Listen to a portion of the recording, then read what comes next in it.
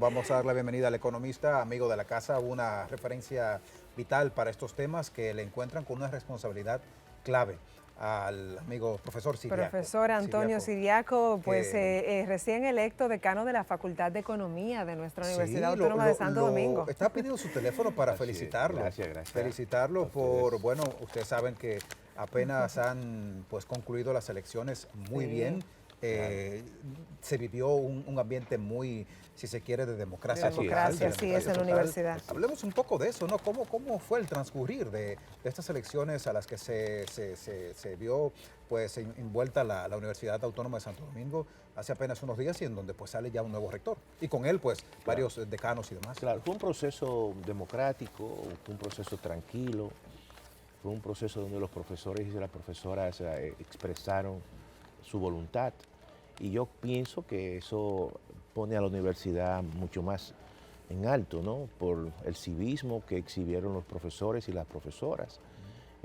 Votaron por sus preferencias, por sus candidatos y candidatas. Y como siempre la democracia se expresa la mayoría, evidentemente en cada una de las expresiones a la rectoría, a los decanatos, a la dirección de las escuelas, a los directores de centro y dirección de centro se expresó la gran mayoría y yo pienso que eso fortalece la Universidad Autónoma de Santo Domingo como una institución que expresa y envía una señal de democracia para el resto de las instituciones y para el país.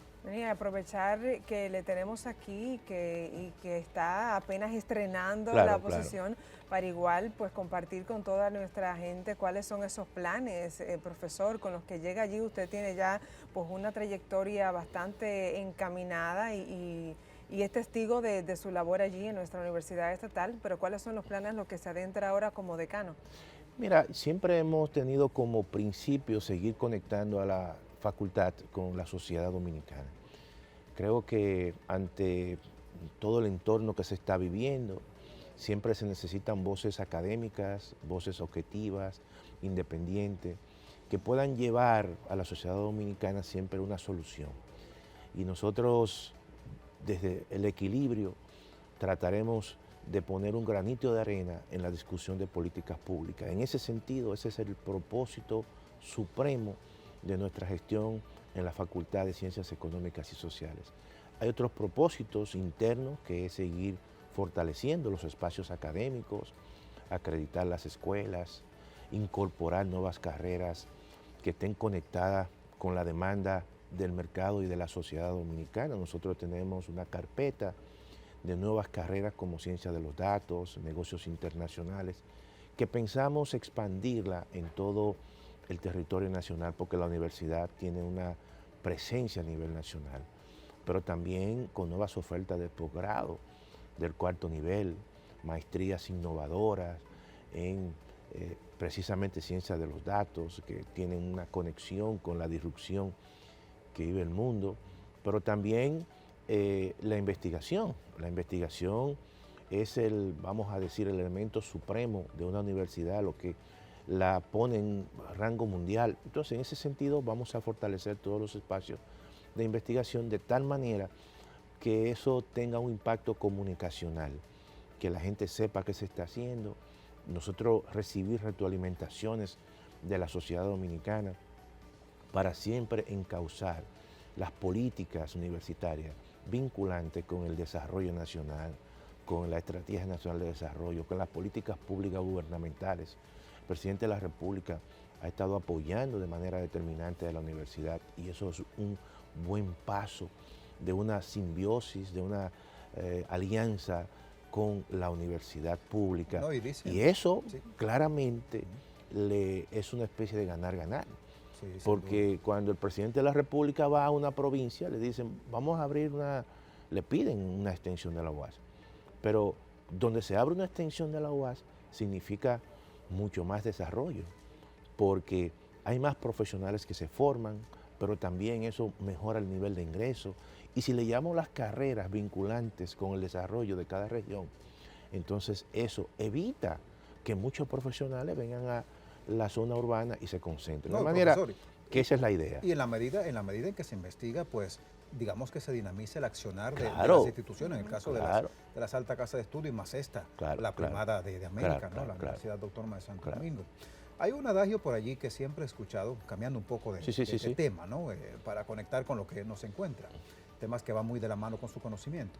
Que cuando estornuda a Estados Unidos, a los demás países de la región como que le da un poco de pulmonía. Claro. Esta recesión económica a la que se ha visto pues obligada por diversos factores esta gran nación, pues a nosotros de una manera también nos repercute. ¿Cómo lo vendemos esta idea? Mira, yo creo que no es obviamente algo que desconocemos, la vinculación que tiene la República Dominicana con Estados Unidos. Más casi 2 millones de dominicanos y dominicanas residen allí, envían remesas. Hay que decir que gran parte del proceso de reactivación de la economía durante los últimos años, las remesas han jugado un papel importante. Por lo tanto, si en Estados Unidos la economía mejora o empeora, eso tiene repercusiones en la República Dominicana. Porque más de 3.000 millones de dólares en los primeros 5 meses del año. No, eso es en el caso de las remesas. De las remesas, claro, sí. Pero también gran parte de los turistas que vienen a la República Dominicana vienen de Estados Unidos, proceden de Estados Unidos. Y vale decir que es nuestro principal socio comercial. Claro, claro. ¿Cuál es la situación actual, profesor, de Estados Unidos? Sí, para adentrarnos entonces, claro, y desde allí entonces podernos adentrar en cómo eso se puede reflejar o se verá reflejado en nuestras economías. Mira, Estados Unidos, al igual que todos los países del mundo, están viviendo un proceso de altos niveles de precios de inflación. Entonces, ante esa situación, la Reserva Federal de los Estados Unidos, que es el equivalente del Banco Central de la República Dominicana o de cualquier país, está encareciendo el coste del dinero. Por ejemplo, cuando ustedes escuchan que el Banco Central aumentó su tasa de política monetaria, lo que está diciendo es, mira, a los bancos comerciales, al sector financiero, que el banco lo fondea, que le proporciona recursos, le está encareciendo el costo. Entonces, si el banco te lo encarece a ti, la persona que vaya donde ti, tú le vas a poner mucho más costoso. Entonces, en sentido general, esas políticas que está en Estados Unidos haciendo el Banco Central allí, está encareciendo el coste del dinero. Eso dificulta nuevas inversiones, nuevos emprendimientos y eso afecta a la actividad económica porque reduce su dinamismo. Y el temor que tenemos nosotros es que la economía norteamericana se desacelere, se ralentice. Si se ralentiza, eso significa que crea menos empleo. Si crea menos empleo, significa que muchos dominicanos y dominicanas o no encuentran trabajo o lo despiden de su trabajo. Por lo tanto, eso reduce la actividad económica y nos afecta. Porque, por ejemplo, una parte de nuestras exportaciones se envían a Estados Unidos. Y si hay menos gente que nos compra a nosotros aquí, las exportaciones se reducen. Si hay menos dominicanos que trabajan, menos remesas recibimos. Si hay menos americanos que viajan, menos turismo recibimos. Por lo tanto, lo que allí ocurre nos afecta a nosotros directamente en esos 3 renglones: exportaciones de zona franca, remesas de los dominicanos y las dominicanas y el turismo que viene de Estados Unidos, que son 3 renglones sumamente importantes. Por eso es que hay que darle seguimiento a esa economía, que como se comporta esa economía, para bien o para mal, también nos afecta a nosotros, para bien y para mal. Y en este proceso hay el temor de que la economía norteamericana pueda caer en una recesión producto de las políticas de la Reserva Federal, que está encareciendo el dinero para achicar la actividad económica y quitarle menos presión y entonces la inflación disminuya. Claro, hay un componente de esa inflación que no depende de la cantidad de dinero que la gente tenga, depende de la guerra de Ucrania. No la controlamos. Sí. ¿Por qué? Porque si ustedes se ponen a observar, gran parte de los precios que se han incrementado son precios energéticos. El petróleo, el gas natural, el carbón mineral. El 75% de la matriz energética en la República Dominicana está compuesto por esos 3 tipos de combustible. De manera que cuando el precio del petróleo sube, cuando el precio del gas natural sube, cuando el precio del carbón mineral sube, nos afecta a nosotros. Porque se incrementa la tarifa eléctrica, se incrementan las gasolinas y todo eso obviamente tiene un efecto también en el transporte, tiene un efecto en el flete, los fletes de traer un producto del campo a la ciudad. Entonces, ¿qué ha hecho el gobierno? Que yo pienso que ha sido la mejor política, subsidiar. Vamos a subsidiar, vamos a evitar que los precios de los combustibles se incrementen, vamos a evitar que muchos precios de los alimentos se incrementen para contener los niveles de inflación. ¿Qué tanto se puede con medidas como esta contener, profesor? O sea, ¿y qué otras de repente medidas son las que se esperan para anticiparnos a lo que podría ocurrir? Mira, hay pocos márgenes en esos aspectos, porque cuando tú no controlas una situación que depende hasta de un acuerdo político, entonces eso te va generando una situación. Todos los países... Son conflictos exógenos, ¿no? Claro, exógenos, claro. Todos los países han tomado medidas muy particulares y muy parecidas. Vamos a subsidiar el precio de los combustibles.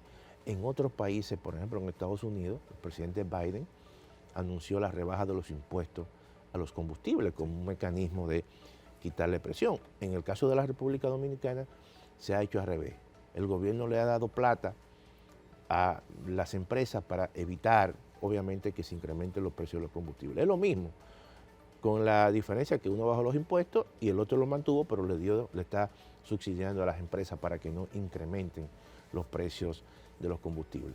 Eso es correcto en esta medida. Y lo que hay que esperar, obviamente, es que esta situación se llegue a un acuerdo, pero hay que seguir como punto número 2, fortalecer la producción nacional.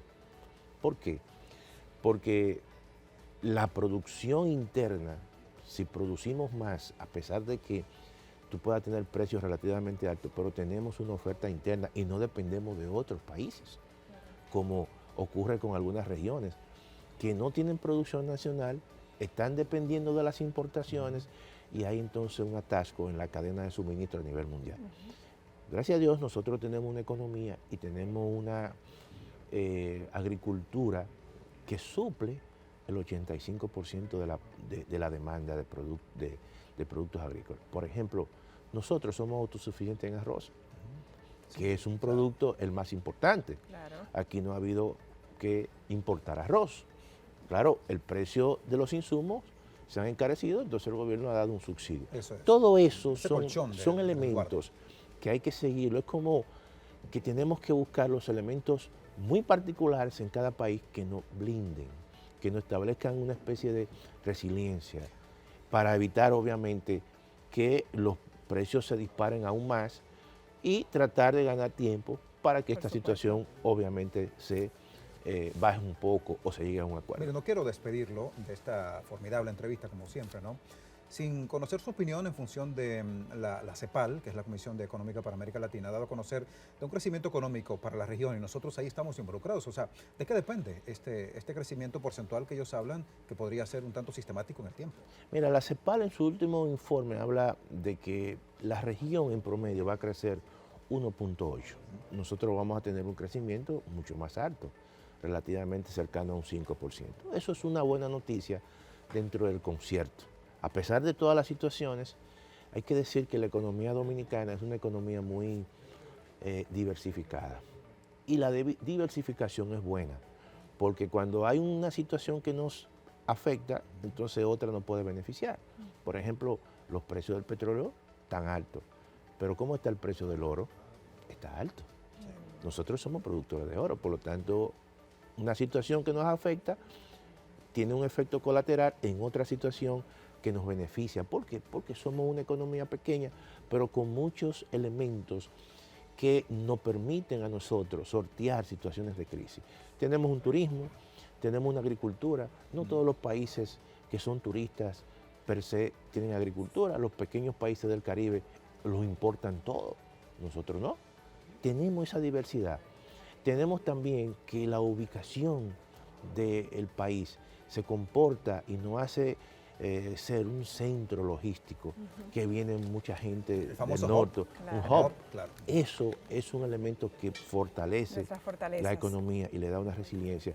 Y nos hace, no es que no tengamos crisis, pero nos hace que nuestras crisis sean mucho más llevaderas. Hay economistas que le llaman ramificaciones esperanzadoras. Así es. Eso dice Así mucho. es. Bueno, Hay que agradecer al economista Antonio Siriaco con nosotros, siempre aportando de estos valiosos temas que le encuentra con una gran responsabilidad y con un compromiso y aporta desde la óptica de su expertise a diario.